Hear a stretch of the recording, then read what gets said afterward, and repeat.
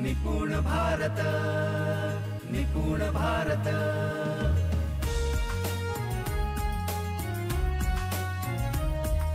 निपुण भारत, निपुण भारत।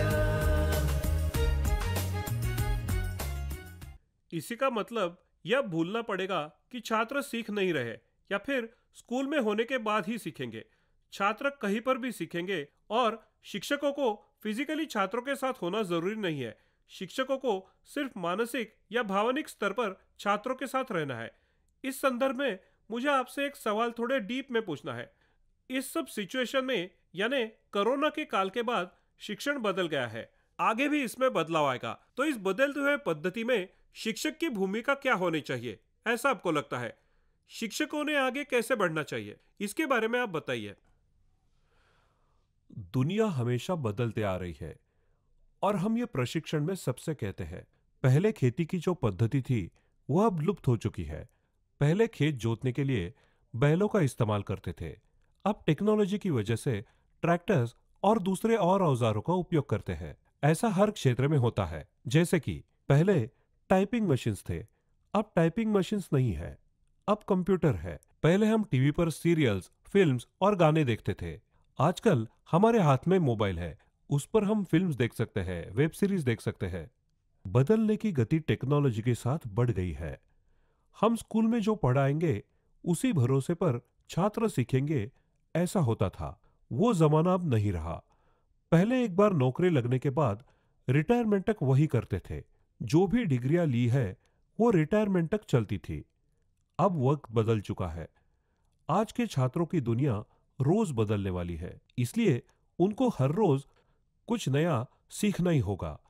इसलिए स्कूलों में सिर्फ पाठ्य पुस्तक या सिलेबस सिखाने से अच्छा सीखना कैसे है यानी लर्निंग टूल्स, इस बात पर अधिक ध्यान देना चाहिए। और होता क्या है, पाठ्य पुस्तक में जो भी सिलेबस होता है उसे बहुत सारी प्रोसेसेस और प्रक्रियाओं से गुजरना पड़ता है, इसलिए वो 5 या 10 साल देरी से छात्रों तक पहुंचता है। यही हमारी शिक्षण व्यवस्था का प्रॉब्लम है। जो वर्तमान में चाहिए, जो भविष्य में चाहिए, वो हमें जल्दी से सीखना पड़ेगा। भूतकाल का अभ्यास करके भविष्य काल का अंदाजा लगाने से अच्छा वर्तमान का अभ्यास करके भविष्य की ओर चलना चाहिए। आज मैं यह सीख रहा हूं, लेकिन 3 साल के बाद क्या होगा, 6 साल के बाद क्या होगा और 10 साल के बाद क्या होगा? जब मैं मेरे प्रोफेशनल करियर की शुरुआत करूंगा तब क्या होगा? इसका अंदाजा लेकर सीखना है और ये लर्निंग टू लर्न से हो सकता है। इसके लिए शिक्षकों ने पोर्शन सिखाने से अच्छा कैसे सीखना है और गति से सीखना है और चिकित्सक वृत्ति से कैसे सीखना है, ये रोल निभाना चाहिए। इसलिए हम कहते हैं शिक्षकों ने छात्रों के सीखने के लिए नेतृत्व, नियोजन और व्यवस्थापन करना है। उन्हें सिखाना नहीं है या सिखाना बंद करना है। सर, सिखाना नहीं है, इस संदर्भ में मेरे मन में एक सवाल आ रहा है। देश के किसी राज्य में कोई कक्षा है, शिक्षक काम नहीं कर रहे हैं, इसकी वजह से गुणवत्ता नहीं है। इसके बारे में आपका क्या कहना है? आप विजेएनटी आश्रमशाला या फिर किसी शिक्षक के बारे में क्या सोचते हैं? जो काम नहीं करता वो इंसान नहीं होता है, मानव के तौर पर समझना होगा। फिर शिक्षक के बारे में सोचेंगे। मानवता के तौर पर समझते हुए जो कहते हैं कि शिक्षक काम नहीं करते, उन्होंने खुद को आईने में देखना चाहिए और उन्हें सोचना चाहिए वो क्या काम कर रहे हैं।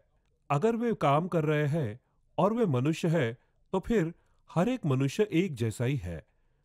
अगर ये काम करते हैं तो वो भी करते हैं। सिर्फ काम की जो दिशा चुनी गई है उससे जो परिणाम आ रहे हैं वो हमारी अपेक्षा अनुसार नहीं है। मुद्दा ये नहीं कि शिक्षक काम नहीं करते। शिक्षक जैसे सिखा रहे हैं या काम कर रहे हैं उससे हमें छात्रों के सीखने का जो लेवल चाहिए वो नहीं मिल रहा। जो कहते हैं शिक्षक काम नहीं कर रहे हैं, उन्हें समझना पड़ेगा शिक्षक ने कौन सा काम करना है, कैसे काम करना है, उस पर ध्यान देना है। किसी और पर उंगली उठाने से अच्छा सबने मिलकर सोच समझ के हमें जो परिणाम चाहिए वो छात्रों को कक्षा में कैसे मिलेंगे, इस नए प्रशिक्षण में हम ध्यान दे रहे हैं। छात्र खुद से सीखेंगे उनको चुनौतियां देनी पड़ेगी और फिर पीयर लर्निंग और ग्रुप लर्निंग और विषय मित्र और टेक्नोलॉजी, इन सब के इस्तेमाल से वो सीखने वाले हैं। शिक्षकों ने काम करने की पद्धति बदलनी होगी।